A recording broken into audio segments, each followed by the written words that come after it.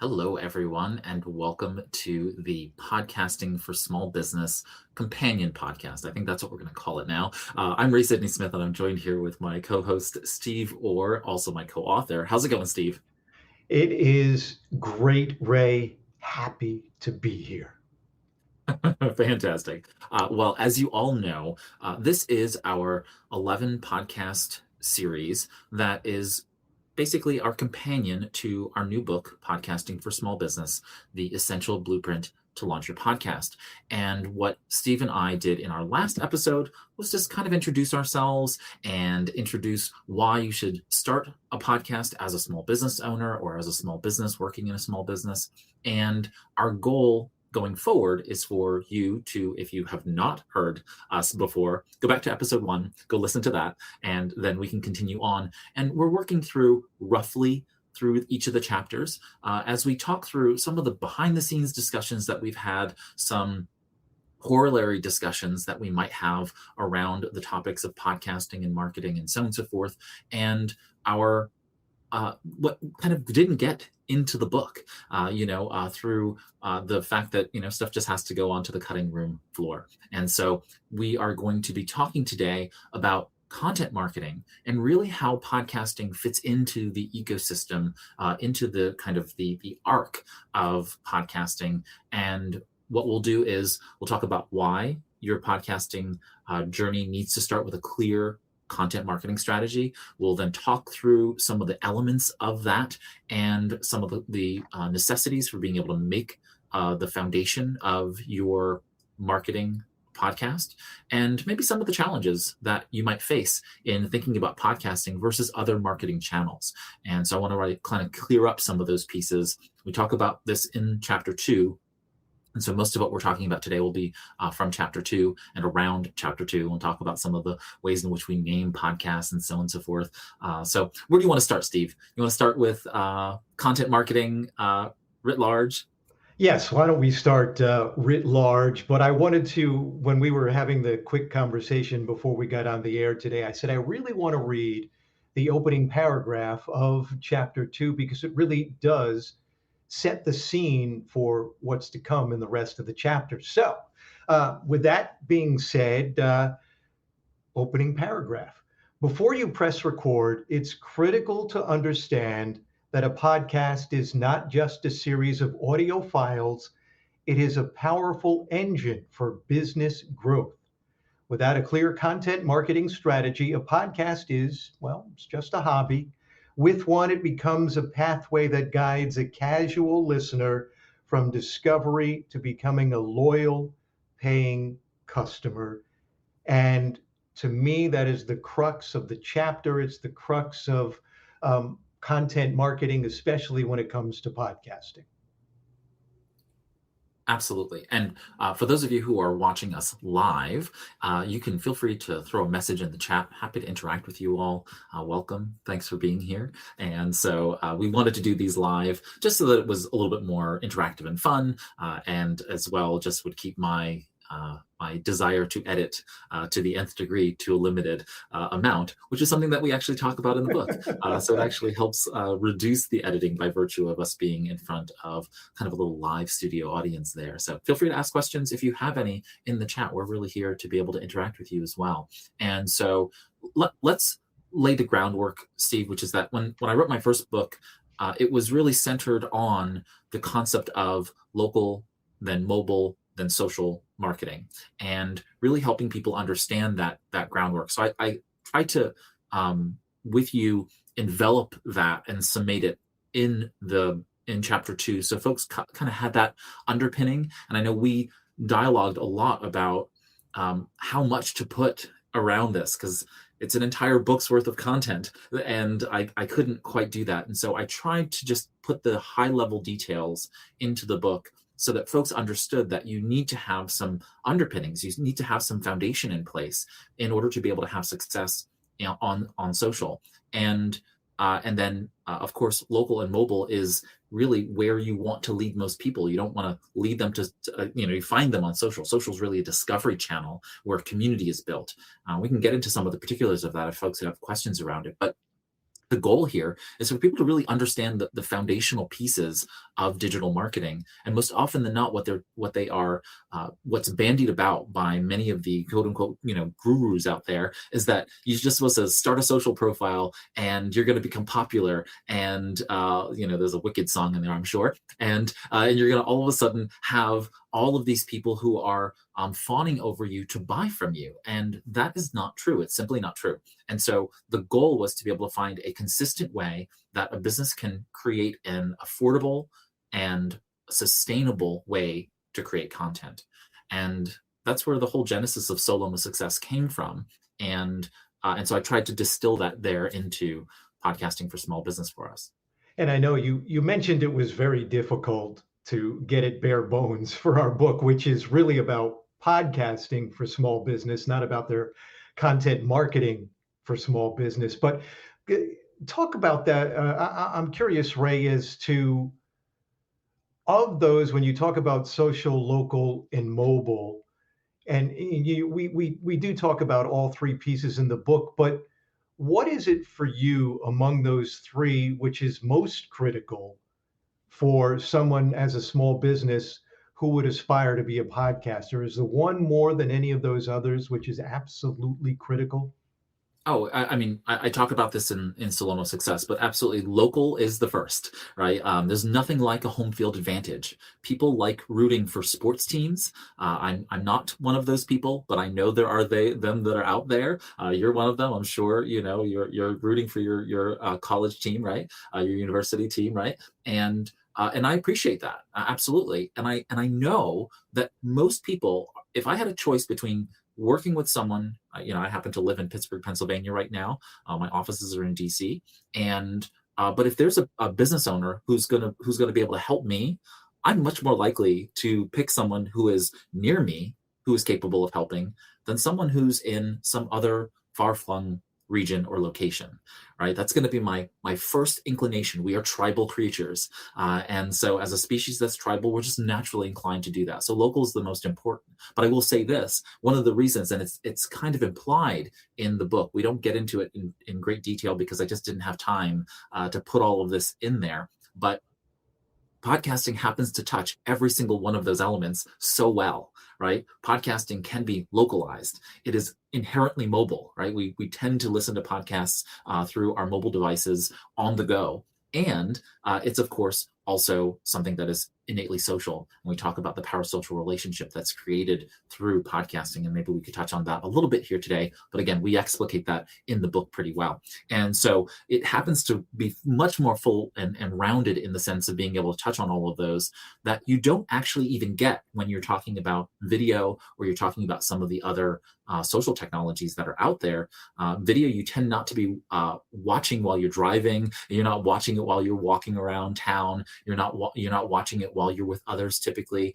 Whereas with podcasting, you can be in an office full of people and be listening to a podcast, right? And you maybe pause it for a moment, you talk to others, you go back to listening to your podcast, and I'm sure that's the case with video also. There's that as well. But we find more and more people are consuming podcasts, and we talked about this in the last episode. More and more people are consuming their podcasts in audio only, even though they're discovering podcasts on video and otherwise. So I find that podcasting just has the right sweet spot of content for businesses where it's not too onerous to produce, and it is the right content for being able to produce all the other types of content. We could talk a little bit about scalable content as well. One of the things I wanted to get back that you touched on, obviously, a lot about local.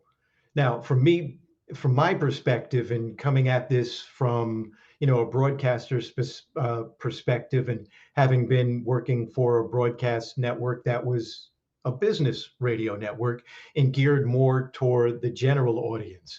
One of the things that excited me most about the content marketing strategy for small businesses was exactly that it's for small businesses. It can be more niche, you can be more targeted to your audience, and that also can help with your content marketing strategy. You don't necessarily have to worry about the millions of people who might listen to a celebrity podcast.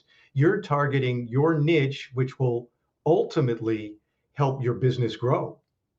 Right. And I've always said, if you have a podcast and you are going after a broader audience, it's always better to have a galvanized a group of people. This comes back to community. Maybe I should Mhm. explain Yeah. community a little bit here for folks. So community is founded on three real legs of the stool. I kind of use a stool analogy, kind of have three legs, and community sits on top of that surface. And so you have basically the ability to give, the ability to get or receive things, and the ability to belong, create a sense of belonging.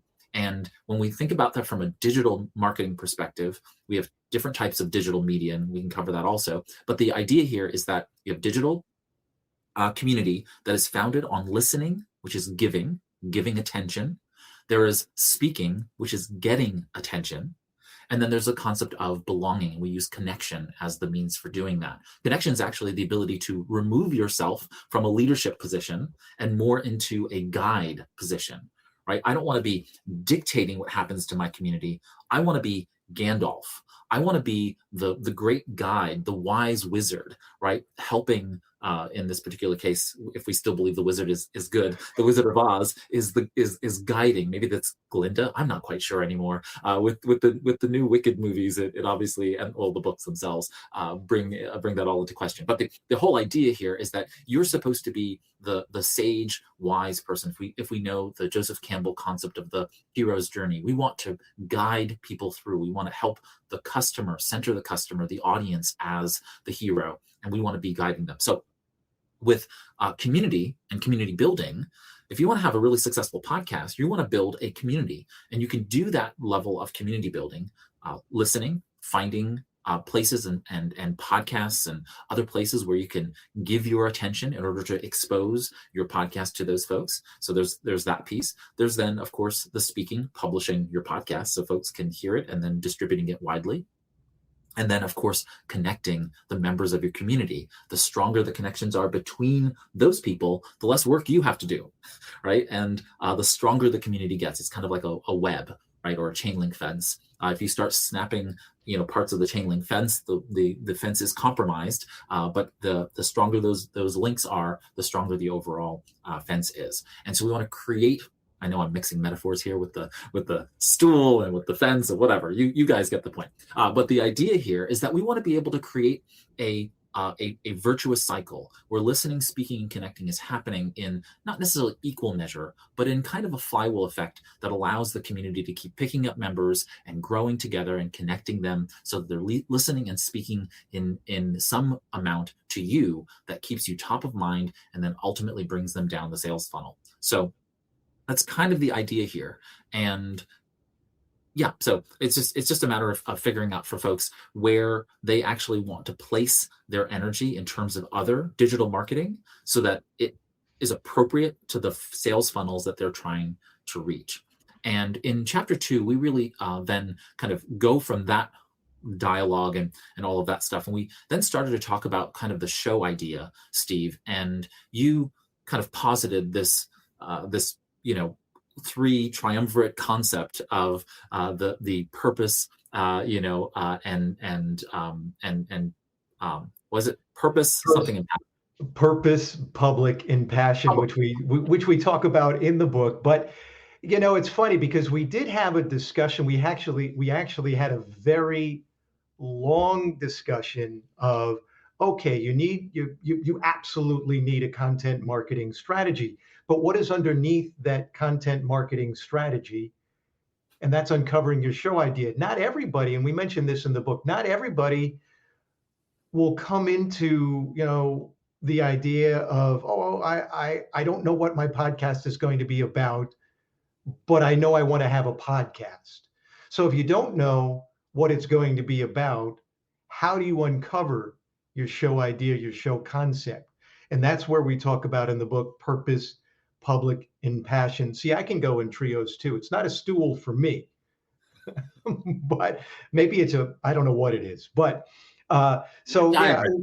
Venn diagram. I think it could Yeah, be a so Venn I took a kind of a holistic approach, and I don't know if we want to get deeply into this, but trust us, there is, an approach. I'll just basically say that your purpose in uncovering your show idea is that you align your show with your business values, That would be kind of the definition of purpose in this case.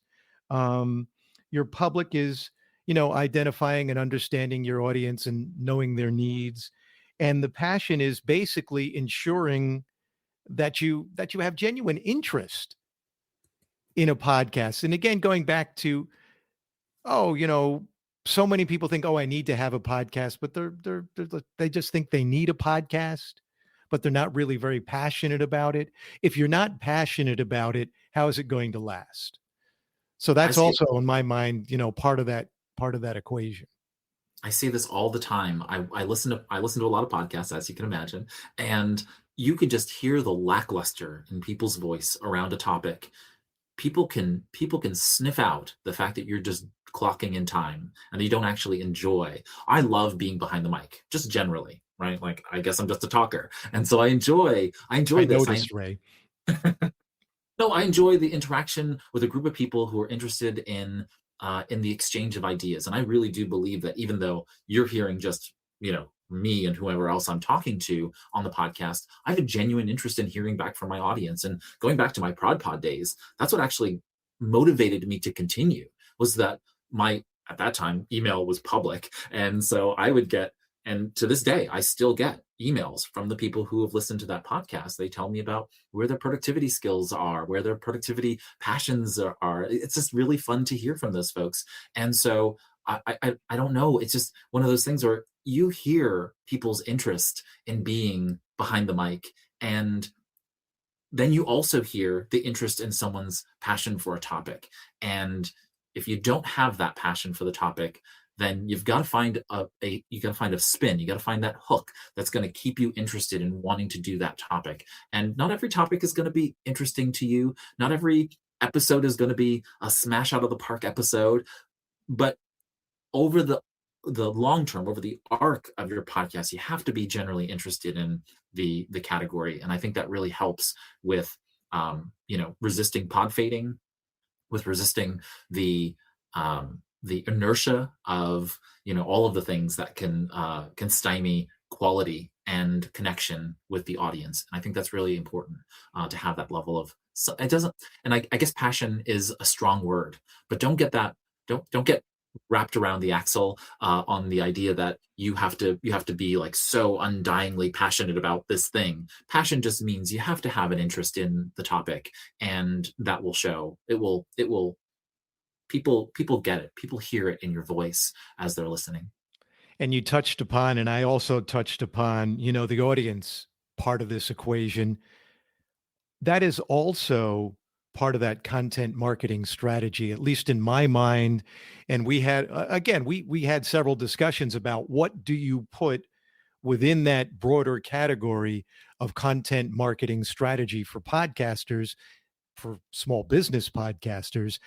And without the audience and without understanding your audience, as I mentioned in the public part, you're not really going to have that podcast which is going to get you an audience. So you really have to balance your passion, and part of that passion is serving your audience. And if you think that it's only about what you're interested in, think again, because that is not going to serve your audience in the long run. I think we talk about, if I may mention an example I believe we use in the book, it's, let's say you have this great new, you invented this great new lawnmower, and you're really excited about the design concept of this great new lawnmower that your company produced, yet your audience is really more interested in how it's going to save them time and money when they are going to be mowing their lawns. You talking about nonstop about this design, well, you're going to lose your audience. Right. And this is also about having the right understanding that if you're promoting a business, this is a marketing strategy. And so you have to back into the audience that buys from you, right? So you are naturally, there's going to be audience members who listen to you for just the content and enjoy the content that you're producing, but they're not going to buy from you. And typically that is the majority of the audience listening to you. Mhm. So you're creating value through your voice for that audience that is ultimately going to just be consuming. They're not going to be purchasing. And that's okay, because those folks will refer you. Those folks will, increase your audience size, and so on and so forth. So there's a good reason for having that mass of people there. But the goal here is to speak to an audience that is ultimately going to move down the funnel and buy from you. And so it doesn't have to be so overt, but it has to be understood. And so if we go in and say, okay, we're going to start a podcast about lawnmowers, and you sell tricycles, you're off the mark. We need to have a conversation, bud, right? About how we choose the right topic, right? You could be really passionate about lawnmowers, but that doesn't make any difference if you're selling tricycles. And so somehow, some way, you need to be able to, figure out what the topic is through the audience that you're trying to reach for the business, and then finding a topic and finding the right category of interests within that topic that are going to speak to you. Yeah. And then, what I like to talk about when I have my media training clients, one of the things I always say is the audience is always going to want to know what's in it for them. Yep. And ultimately, if you give them what they want, at least, and I'm sure we can agree on this, if you do that, you are going to increase your chances that they are going to buy from you or interact with you with, maybe not today, but 3 months down the road. That is going to lead to a potential client. Exactly. And so from the show idea in chapter 2, we then had a dialogue around audience specifically, and really being able to find your audience, right? And engaging that particular audience. This was something that you predominantly worked on as well, Steve. So I'm curious about your thoughts in terms of, like, how did you approach this section of the chapter? And I, of course, have my own memories about the discussions we had, but I'm curious from you how you approach this. You mean me forcing this chapter upon you? No, I'm just kidding. I'm just kidding. So again, in keeping with the threes or the stool, however you want to look at it. So there are 3 parts of this, and again, this came out of sort of the discussion I have with folks when I help them with media training and thinking about the audience and how do you best identify your audience. So the 3 parts of this stool are research, care, and generosity. What I like to think about it from that perspective. Who is your audience? You need to figure that out. What drives them? So the first piece, research, kind of who is your audience, care, what drives them. And the generosity part is really kind of, how do you serve them? We've touched on all of this, but either way, it really, again, the success, I believe, whether you are like going into a media interview as a guest or you are hosting your own podcast for your business, either way, it really, comes down to the audience and serving them when they want to know what's in it for them. Yeah, one of the things that I thought was really unique about chapter 2 is, we provide you with a worksheet template to help you uncover your show concept, and that's provided for you for free in the Podcasting for Small Business Resources Library. But also, if you have an existing podcast, if you've gotten one off the ground and you want to kind of level it up, there is in the book as well a link to the Edison Research listener survey. And so they have put together this really robust survey template for you to be able to use to go out there and actually do a survey of your listeners. What I think would be really interesting, we didn't put this in the book, but I think this would be really interesting, is to use that with your existing email list if you have it, or just go out to friends and families, existing customers. Even if it's not an email list, you have your existing customers, contact them and redevelop that listener survey to say, if I were to do a podcast, and then have them answer those questions, right? Remove the stuff that you don't need them to answer. If they're clients, you probably know their demographics, some of that information, but you could scale that survey down to the essential questions that are going to be useful for them to give you what they want. And then you can build the podcast based on that. Again, if you have that passion, right, that purpose, public and passion piece, if you have that passion for it, then there's a real synchrony that kind of happens. There's an integration that happens really well. So in chapter 2, we kind of give you all of those tools to be able to look at it and work from there. As Steve noted, I'm not particularly as worried about people thinking about audience, only because most of the time, folks that come to me already have that in place, right? It's already kind of built. But it's in the book. So if you do not have that, or if you know folks who do not have that, this is now a tool for them to be able to use just there in chapter 2 to be able to develop that out. And then we talk a little bit about podcast theming and branding, and we really define that as the other pieces that kind of start to become the shell, the public face of the podcast show. And that can include a podcast name, cover art, logos, those kinds of things. And in my days, doing digital marketing strategy for small businesses, my work was around helping people really define domain names, choosing domain names effectively, and then naming businesses and so on and so forth. And so I had always had this kind of running concept that domains, as well as business names, should have some criteria associated with them. And so that informed our creation of how to name your podcast in chapter 2 as well. Do we want to give a little bit more background on the stool that you came up with? You do. It sounds like you do, Steve. Go for it. Well, I think that it works. It works.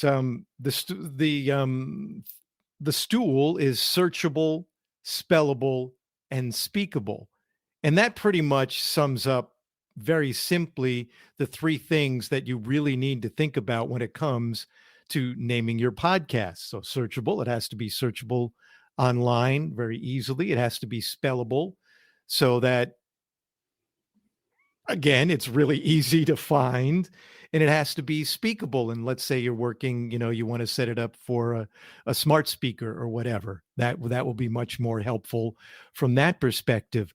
Ultimately, I can't speak today. I apologize. I feel like I have jet lag from getting in last night.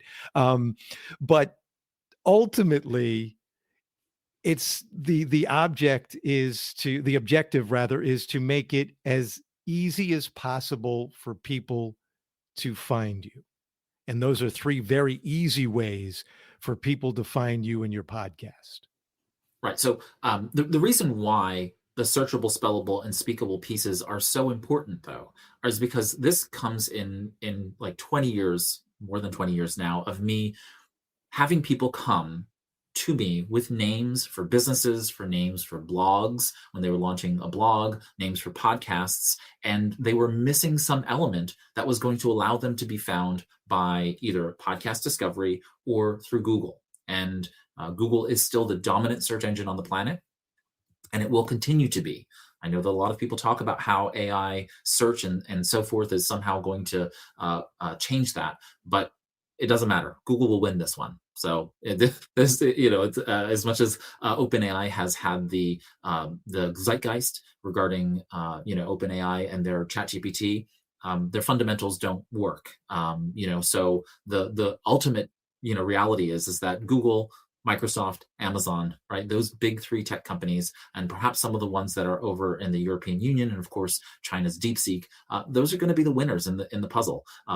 These big tech companies are going to eventually probably consume, right? They're going to buy OpenAI and its assets. So ChatGPT will just become a part of one of those companies, or something like that's going to happen. That's my guess. Obviously, I'm not a fortune teller, but the writing, the fundamentals of the business are writing on the wall. But anyway, AI engine optimization, or AI SEO, that kind of concept is important. We talk about that in the book in chapter 11. But don't don't get too concerned about that when it comes to naming your podcast. It should still fit to the fundamentals of good search engine optimization. So if you create a really fun portmanteau for your podcast name, that doesn't mean that you can actually say it out loud and have it be found, or type it into a search engine and be found. Remember, you're going to be saying it out loud to people all the time. And if it's all consonants, no offense to any of our Russian folks, but if it's all consonants, it's not going to be fun to say over and over again. And you're probably going to slip over your words.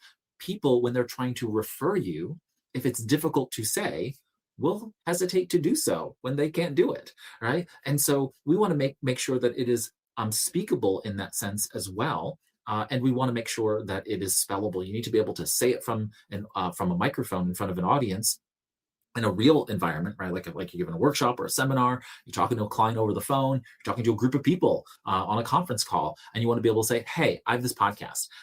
Fun kind of side story. When I launched Productivity Cast, the productivity podcast that I host with a couple of my colleagues, we recognized that we had to split the name. We had to call it Productivity Space Cast, even though everywhere in our branding it is a portmanteau for productivity and then cast for technically netcast in my world, but podcast for everybody else. And Leo Laporte and I are on the same ball on that same topic. He and I are both on the same page when it comes to the fact that these should be called netcasts as opposed to podcasts. But we lost that battle, but we haven't lost the war. I think we still have a war to win when it comes to netcast. But anyway, we called it Productivity Cast, but because if you said that to the Amazon devices, they could not understand if it as a portmanteau. So by putting in the space, we were then able to say Productivity Cast out loud, and then it would be able to play the podcast. So you have these little intricacies of technology that we just have to be mindful of. And so that's why the chapter is infused with some of these parameters that seem somewhat crazy, but we're just working with technology. And probably now we should mention, we did create the fictional podcasters, Beth and Monique. We talked about them a little bit in our first episode, in chapter 1, our first episode of the companion show here. So they had a pastry training school and catering business called the Pastry Pals. So, in keeping with the searchable, spellable, speakable, what did they choose for the name of their podcast? New York City Pastry Pals.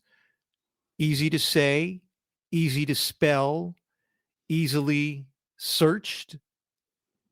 And not to mention, getting back to a point that you made earlier when we were talking about the content marketing strategy, local.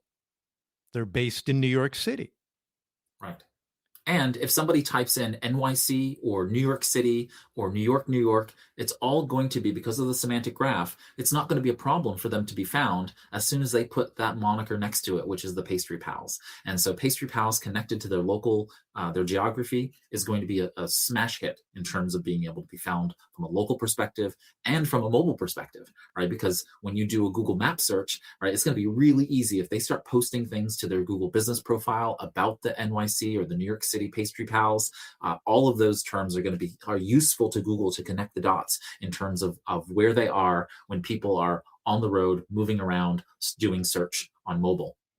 So yeah, it was an easy choice for Beth and Monique because it just made sense for them to localize, because their business is local and they're focused on this kind of very niche business, this niche concept of catering and the pastry training, and they happen to be friends, right? They happen to be really close friends in this fictional environment, so they're capable of bringing those pieces together in a podcast that I think really worked well for us to be able to give Beth and Monique life in the book in that sense.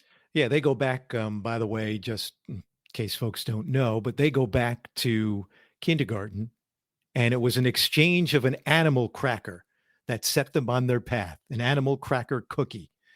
So I just want to mention that. I don't know if we have that part in the book itself, but that's part of their backstory. This is where I'm going to leave it to Steve. I'm going to just leave it to you. And then it was off to an easy bake oven. I could go on, but that's where it all began. We're not going to, but I wanted to just highlight for folks reading that we structured the chapters with the vignette to start with, which basically is a forecasting as well as kind of the development of Beth and Monique building their podcast through the lens of what we're about to talk about in the chapter. And so the next step was for us to basically walk through both the strategic and tactical elements of each of those chapters. And I think we've probably said this in the first episode, but it bears repeating. This used to be a 10-chapter book, and then AI came onto the market, and now there's an 11 chapters. But each of those 10 chapters were fundamentally created around the 3 sections. And so making sure that we had each of those parts covered for folks so that they knew how to, in essence, look at a podcast project. They come across the idea, you know what, I think I want to launch a podcast. Okay, well, I'm going to need to plan. That's a strategic decision for the business. I'm going to need to launch that podcast, which is, of course, going to be a process of content production and making sure that you get all of the programming in place, the technical components of all of that. So that's kind of the meat of it, and it's a little bit dense because that is the more difficult piece. And then we get into in essence sustaining our podcast. And while Steve and I talked about the particulars of like editing a podcast and setting up the post-production workflows and all of those things, we're hopeful that you get help in making that happen, that you're hiring folks to basically make those things happen. But the reason why we talked about how the sausage is made is because the goal here is for you to know so that someone can't hoodwink you. Someone can't pull the wool over your eyes, and you stay in control of your RSS feed, of your hosting platform, of all of the pieces, the podcast website. You should control all of those things, even though you're delegating the tasks to someone else. And so we put that into the sustain piece because in part 3, we really want to make sure that you know how it's done. And perhaps you do have to get it done in the very early stages, but now you know how it's done. You can see the workflow, you know how much time it's going to take. And that way, when you delegate it to others, you actually have a finger on the pulse of the business operations that allow the creation of the podcast. So we pushed part 3 into a little bit more of the technical stuff, only because I'm presuming that you're going to have to do a little bit of it, but then to sustain the podcast, that stuff needs to be done on a regular basis. You need to get that into maintenance mode as you're producing it. And then, of course, promoting the podcast and continuing on into chapter 11, where we talk about the concept of AI and what it really means for the future of podcasting. So just, I thought it would be helpful for us to just kind of point that out, that there was a method to seeming madness in us kind of putting the chapters in the place and space that we did. But I feel like part 2, chapter 2, that is, really helps us set the stage for everything to come now in part 2, how we actually launch that podcast in the content production and programming perspective. And yeah, that kind of brings us to one of the next questions I had for you.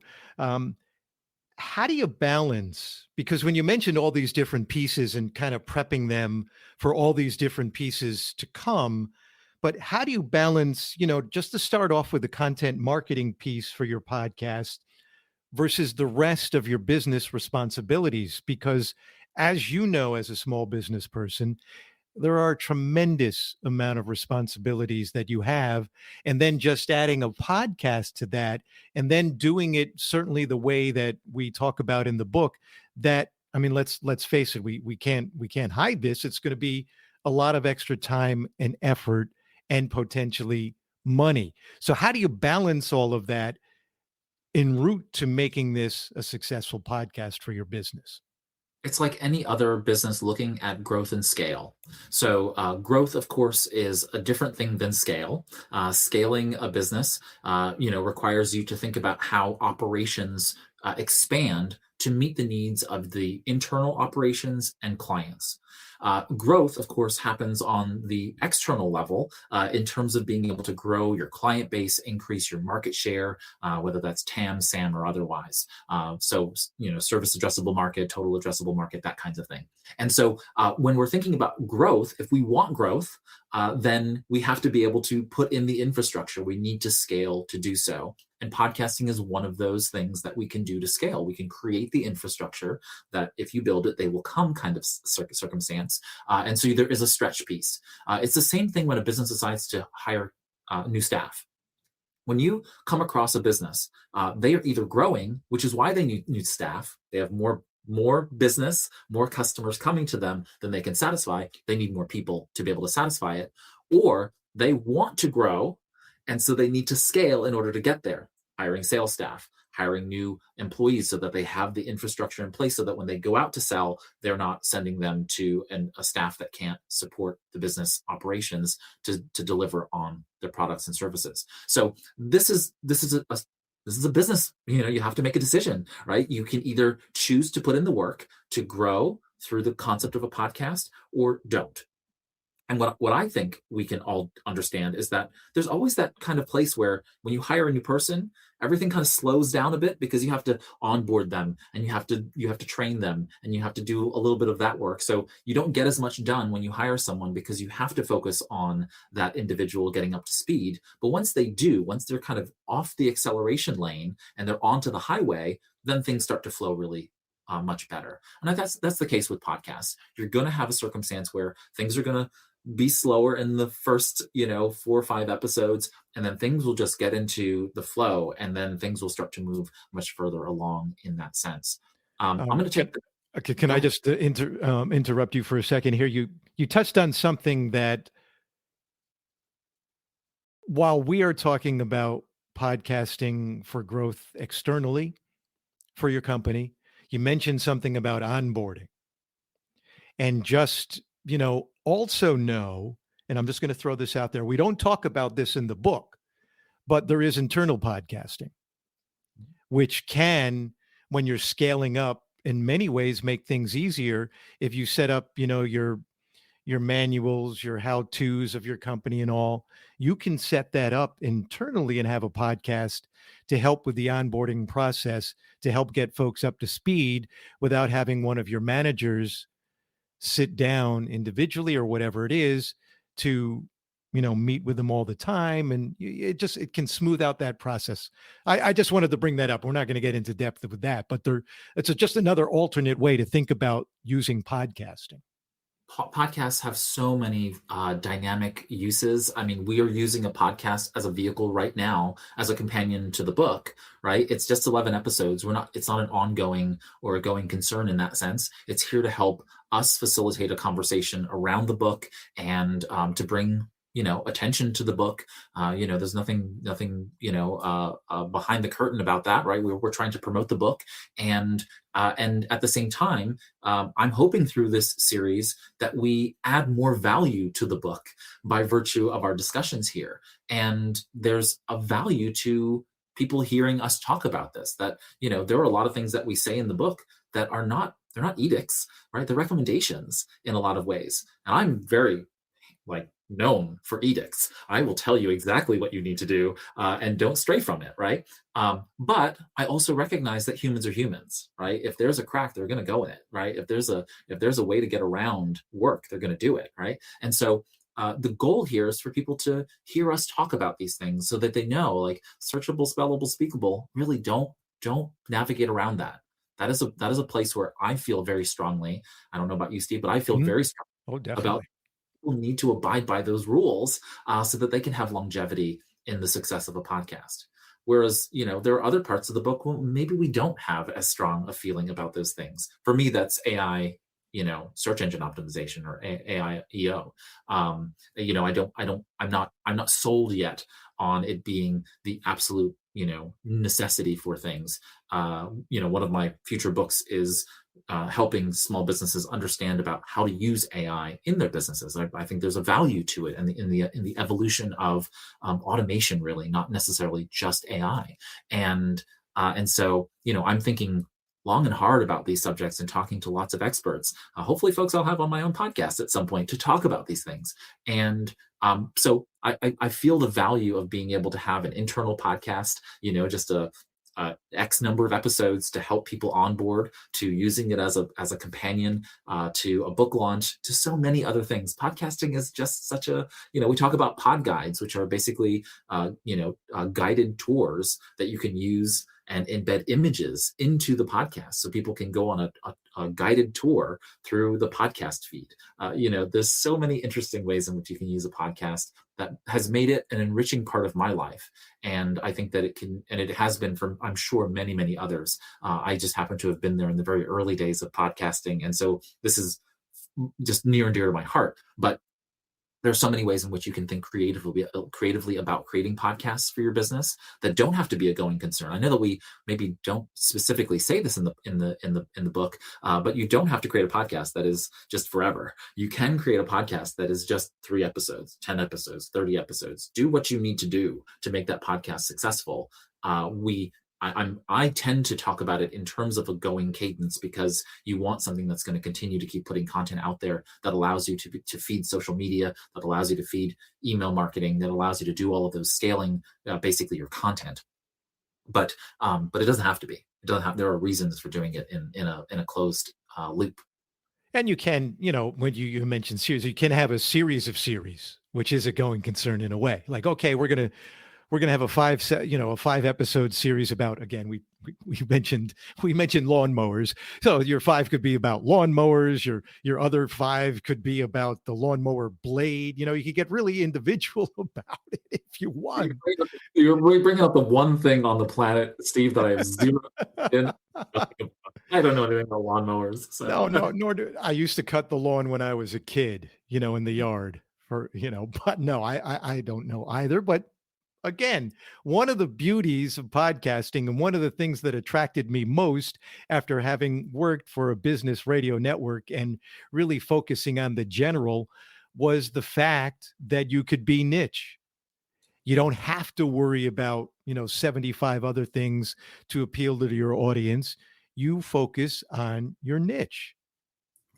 Right. So we're coming near to the end of our time together. What are the final elements of this chapter that you wanted to talk about, and then we can start to wrap up, Steve? So for me, there's 2 questions. Why is it necessary to do all this foundational work, as we call it in the book, and what happens if you don't? So I'll start with the first. For you, why is it necessary? Why do we need to do all this stuff? Which, as we've touched on, it's a lot of stuff. So why? What happens? Let's start again. Let's start with the why. Yeah. So I'll say, just as a preface to my answer, you all haven't gotten to us talking about chapter 8 and 9.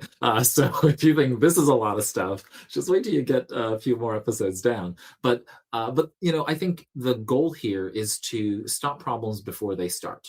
And Steve and I have spent a lot of time thinking about interacting with and dealing with those problems.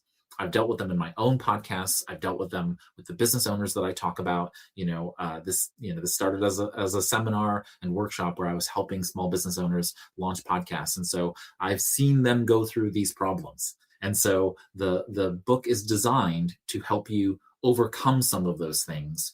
And the goal here is to do the work so that you can have success without having as many of the travails. There's always going to be a problem. You solve for those problems. I'm an acolyte of David Allen and the getting things done methodology, the productivity methodology. And David Allen always says there are no problems, there are only projects. So, there will be lots of projects for you when it comes to podcasting. The technology is constantly changing.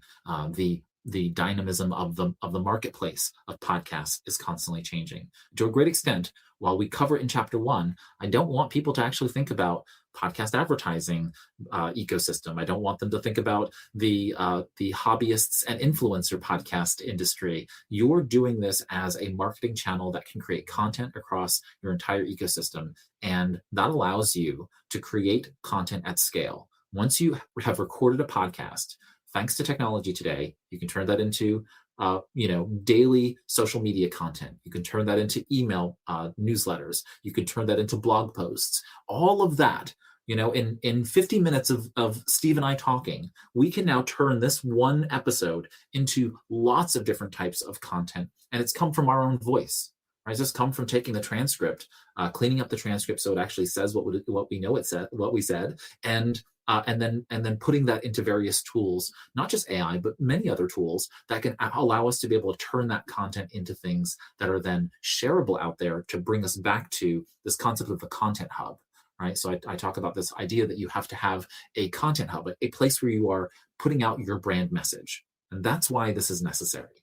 Right? You need a central brand message. And you need to constantly be saying the same thing. You need to tell them the features and benefits of why people should buy from you. And so by having a podcast and doing the work that we're talking about, it creates that central message, that core reason for people to buy from you. And then you can just keep harping on it in different novel ways. And you touched on the later chapters. We do talk about all the different ways that you can use the excerpts, for lack of a better term, from your podcast to go through other different marketing channels and reach a different audience. And that is helpful. But, when you talk about the necessary part of doing all this foundational work and why, I asked you that question, for me, it really boils down to, if you don't do this foundational work, how are you going to move forward in a way that makes it easier for you to move forward so that you can have a lasting podcast? To me, it's a very simple thing. If you don't do the work, well, you're going to say, oh gosh, why isn't this not going the way I want it to go? Why isn't it working? What am I missing? And then you lead to that passion, that part of passion about uncovering your show idea, that if you don't have that genuine interest and if it's not going the way that you think it's going to go, my biggest fear is that you're just going to give up. Yeah. And honestly, if you want to have any level of digital marketing success, you're going to have to do this foundational work for something. So podcasting makes it really, really simple.